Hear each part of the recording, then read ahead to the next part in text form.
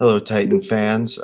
If you don't know who I am, my name is Ryan Pahl. I'm the new athletic director for Norman County East Ulen-Hitterdal. And in this unconventional time, I realize that there's lots of new things happening pretty much on a daily basis. And my goal with this video is to hopefully explain some things, help some people find information more easily, and if you have any questions, you can email me at rpahl, that is Pahl, at ulenhitterdal.k12.mn.us. I'll be sharing my screen with a few things as well as we go along, just to kind of show you how you can easily access a lot of this information. What I'm going to be sharing with you right now is a Google screen. So it's just a normal web browser. You can go Yahoo, Bing, lots of people use different things, but I use Google.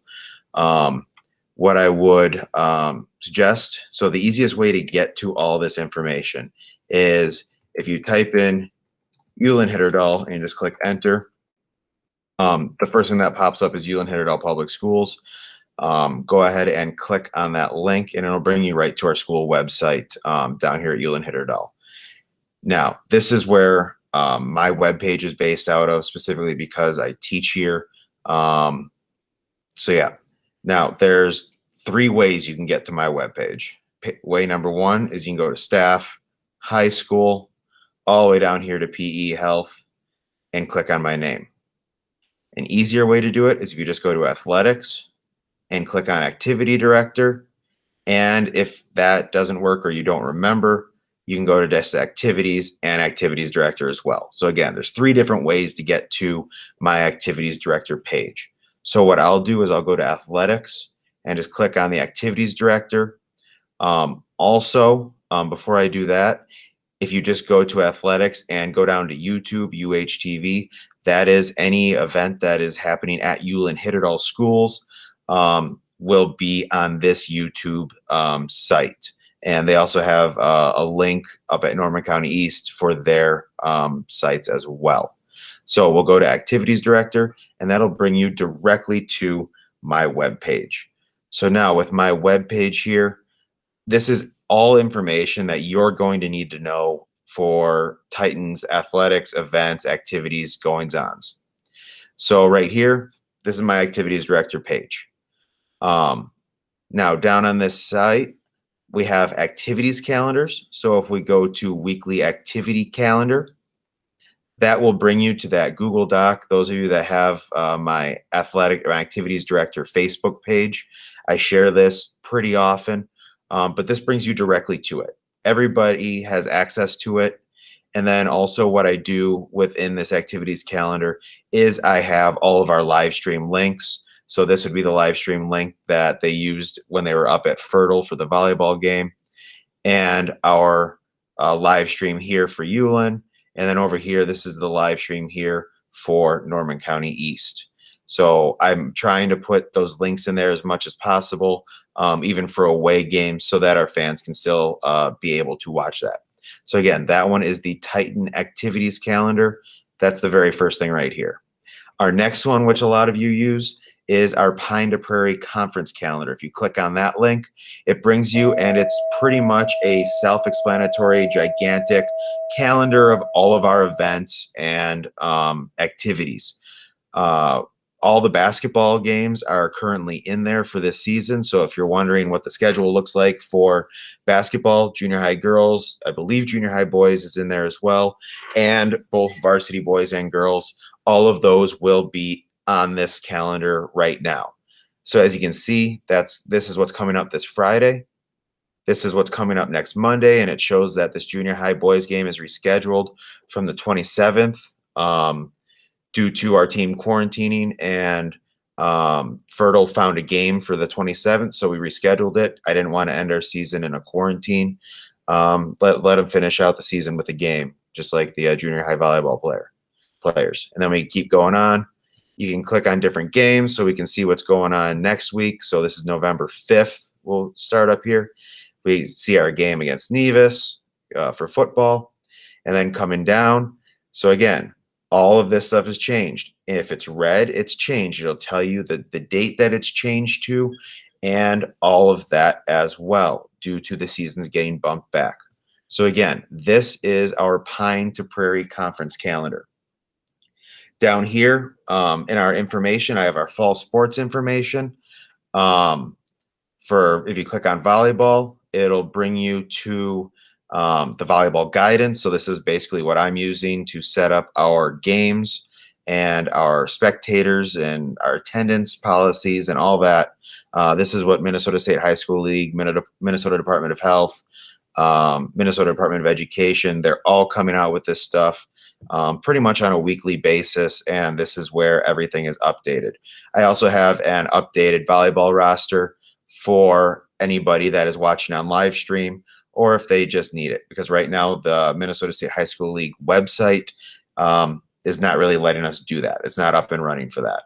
Same thing with football, same information, rosters, sessions, guidance, all that stuff. Pay attention for the next coming weeks. We'll get some playoff information out there as well.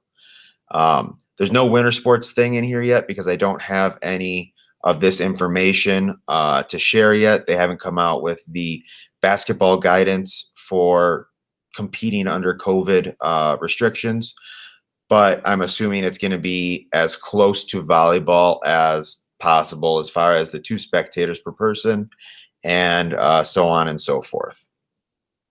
Now, down here where we have our important documents, this is kind of the most important part of my website because it's hard to get information to the coaches and the coaches to the players, and then the players have to bring it to you. It's easier if you just have access to it all right here. So the first important document that I've got here is our academic, athletic, arts, and guidelines. This basically outlines everything you need to know as far as academic eligibility, participation limits, our policies as far as when our grade checks are, what happens if somebody is failing, how long do they have to get that grade back up before they can participate, and what happens if they don't. A lot of this is outlined to the students throughout the school year as well. This is the same for both schools as well. This is not a one school this, one school that. This is our Norman County East Ulen-Hitterdal Titan policy. Now, right here, we've got our playing time philosophy broken down into elementary, junior high, C-team, JV, varsity. All that information is right there.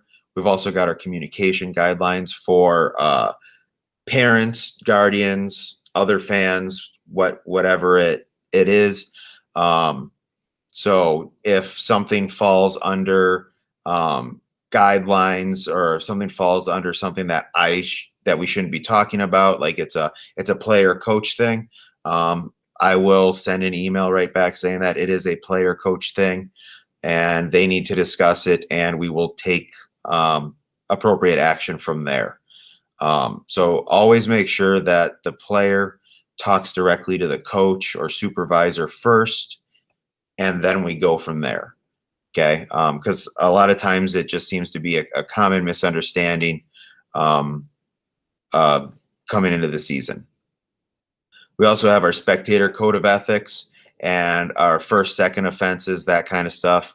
I feel like we've done a really good job at Norman County East Ulen-Hitterdal as far as, being fans, being into the game, and using self-control if certain things don't go our way. And I want us to continue doing that as well. Now, something new that we've just decided to do is the alternate transportation for competitions. This right here that I'm going to show you is the printable form. So this is if you want to print it, fill it out, get it to me, or other administration. It always comes back to me anyway, and I'll end up getting this to the necessary coaches and advisors as well. Basically, this is allowing you, the parent, to drive your son or daughter to an activity or event and bring them home. In the past, what we've done is the coaches have had a roster, and we call it our sign out sheet, and the parents can sign out their child and then bring them home. What I want is I want this particular form right here filled out. It can be filled out right at the very beginning of the extracurricular season. So if you're in football and you fill it out the first day of practice, boom, we have it on file. They're now able to be brought home by you after every single game. This eliminates us having to try and track you down, you having to try and track us down.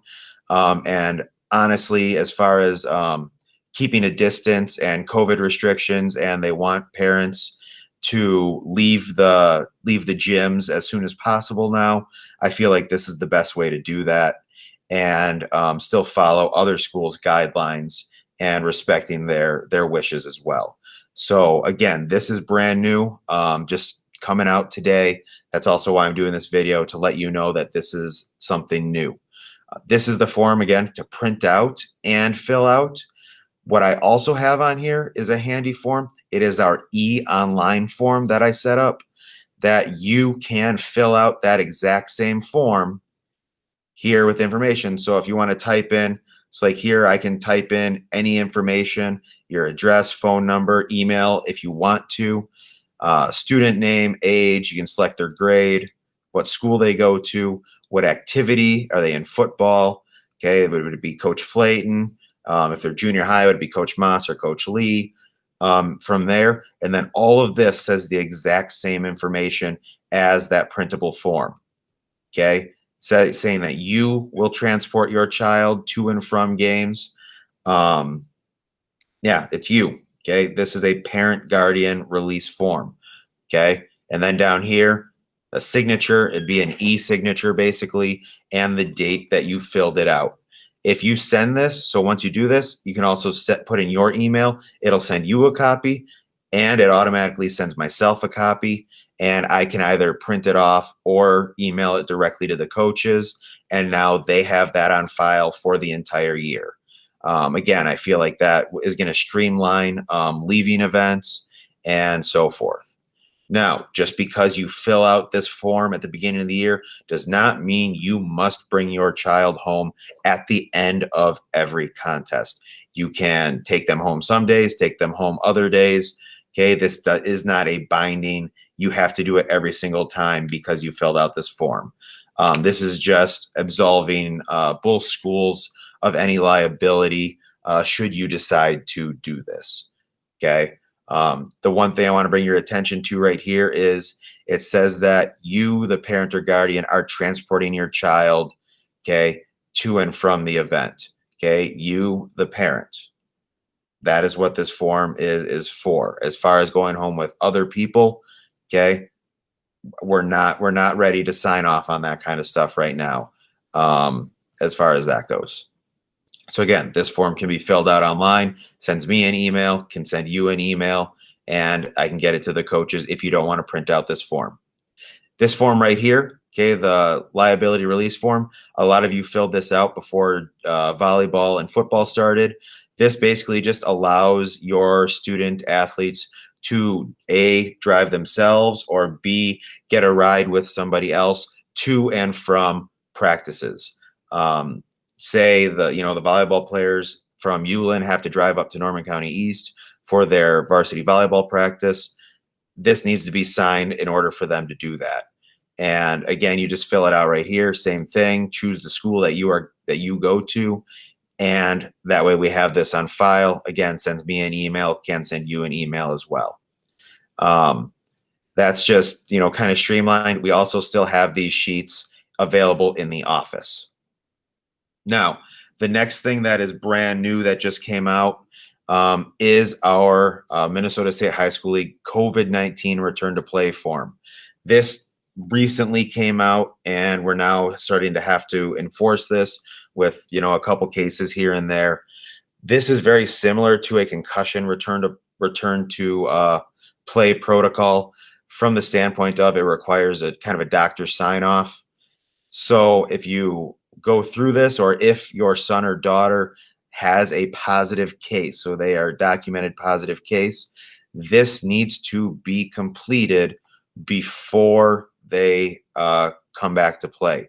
So this right here, this page remains medical record. So this does not go back to the school. This stays with the medical provider themselves. All this information right here, you can look through that if you go on this. What we need to do, okay, this is given to myself. Okay, that's the athletic office. Basically, this is the medical doctor or nurse practitioner releasing your son or daughter from the COVID protocol, basically allowing us to now do our 7-day graduated return to sport protocol. Again, very, very similar to a concussion return to play.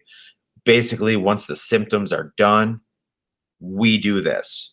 Okay, going from having COVID, which is a respiratory illness, and flu or influenza, it attacks the lungs. Okay, it greatly decreases the lung capacity, makes breathing harder, and we don't want to go straight from showing symptoms, having positive cases, directly into playing full games.